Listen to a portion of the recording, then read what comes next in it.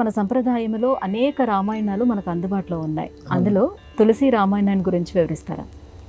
నిజంగా చెప్పాలి అంటే ఏదైనా ఒక్క గ్రంథం జాతిని కాపాడింది, రక్షించింది, సమూలంగా మనల్ని అందరినీ కూడా నిలబెట్టింది అంటే అది కేవలం తులసి రామాయణం అని మనం చెప్పాలి. మనం ఉత్తర భారతదేశంలో కనుక వెళ్ళినట్లయితే ప్రతి ఒక్కరి ఇంట్లో తులసి రామాయణం ఉంటుంది. అసలు తులసి రామాయణం లేని ఇల్లు ఉండదు. దీపం లేని ఇల్లు అయినా ఉంటుంది కానీ తులసి రామాయణం లేని ఇల్లు ఉండదు. అంటే అంతటి ప్రాచుర్యం అది ఎలా కలిగింది అంటే తులసి రామాయణం వెనక ఉన్నటువంటి తపశ్శక్తి. గోస్వామి తులసీదాస్ వారు ఏం చేశారంటే రామాయణాన్ని మొత్తము కూడా అవధి భాషలో రాశారు. అంటే సామాన్య ప్రజలందరూ కూడా అర్థం చేసుకోవడం. ఇప్పుడు తపస్వాధ్యాయనిరతం తపస్వి వాగ్విదాం వరం నారదం పరిపప్రచ వాల్మీకి మునిపుంగవం అని సంస్కృత వాల్మీకి రామాయణం ప్రారంభమవుతుంది. కానీ జనసామాన్యానికి పరిచయం లేదు కాబట్టి పరిచయం ఉన్న భాషలోనే రామకథను నేను చెప్తాను అని ఒక సాహసం చేశాడు గోస్వామి తులసీదాస్.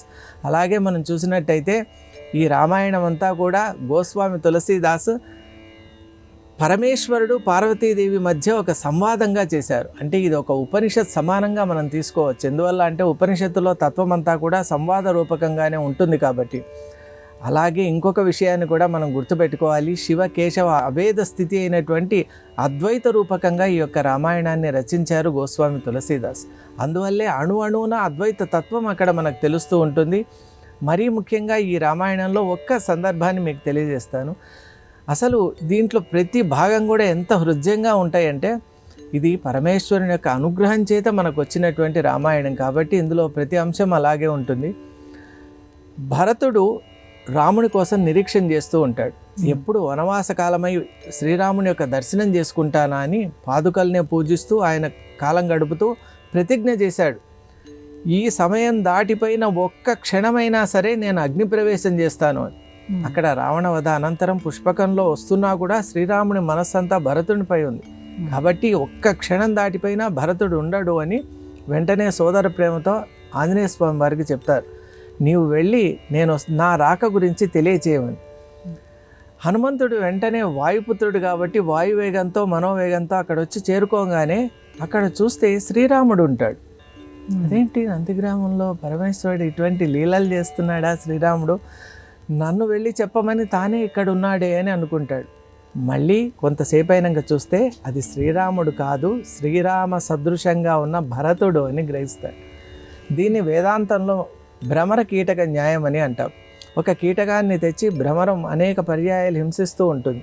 అది ఈ కీటకం ఆ భ్రమరాన్ని గురించి ఆలోచిస్తూ ఇది భ్రమరంగా మారి వెళ్ళిపోతుందంట. అంటే ఒక విషయం గురించి మనం గనక తీక్షణంగా ఆలోచన చేసామంటే మనం కూడా ఆ స్వరూపాన్ని పొందుతాము. అందువల్లే బ్రహ్మవిత్ బ్రహ్మైవ భవతి అంటోంది శాస్త్రం. బ్రహ్మం గురించి నిరంతరం అనుసంధానం చేసుకునే వ్యక్తి బ్రహ్మంగానే మారిపోతాడు. అలా ఇక్కడ భరతుడు కూడా ప్రతి క్షణం కూడా శ్రీరాముని యొక్క రూపాన్ని ధ్యానిస్తూ ఉండి శ్రీరాముని రూపమే అతనికి ఆపాదింపబడింది. అటువంటి దివ్యమైనటువంటి లక్షణాలతో ఈ రామాయణం అనేది మనకు అందరికీ అందించబడింది.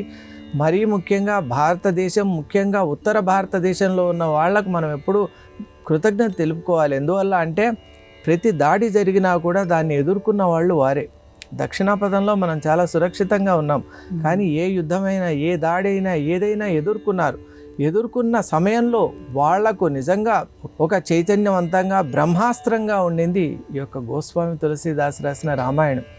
దీని అనేక మహాత్మ్యాలు కూడా చెప్తారమ్మా. ఒకసారి ఒక చాలా పెద్ద మన మతానికి సంబంధించిన పరమతానికి సంబంధించిన వారు మన గ్రామాల్ని కబళించాలని వచ్చినప్పుడు అక్కడ ఆలయంలో ఉన్నటువంటి ఈ తులసి రామాయణంలో నుంచి వచ్చినటువంటి కాంతిపుంజములు వెళ్ళి వాళ్ళను భయభ్రాంతులు చేశాయంట. వారు అక్కడి నుంచి అలాగే వెళ్ళిపోయారు. అది తర్వాత తెలుసుకున్నటువంటి గ్రామస్తులకు అప్పుడు కానీ రామచరిత మానసం అని కూడా అంటారు. గోస్వామి తులసీదాస్ రాసినటువంటి రామాయణం యొక్క పేరు రామచరిత మానసం. అందుకే రామచరిత మానస్ అనేటువంటి పారాయణం నిజంగా శుభప్రదం. శ్రీరాముని యొక్క వైభవాన్ని అంతటినీ కూడా మనకు అందించినటువంటి గ్రంథం రామచరిత మానసం. అలాంటి గ్రంథం మనం కూడా అధ్యయనం చేసినట్టయితే రామచరిత మానసంలోకి మనం కూడా ప్రవేశిస్తాం. శ్రీరాముడు ఆత్మారాముడిగా ఎప్పుడైతే వెలుగొందుతాడో ఇక అంతకంటే కావాల్సింది ఏముంటుందో.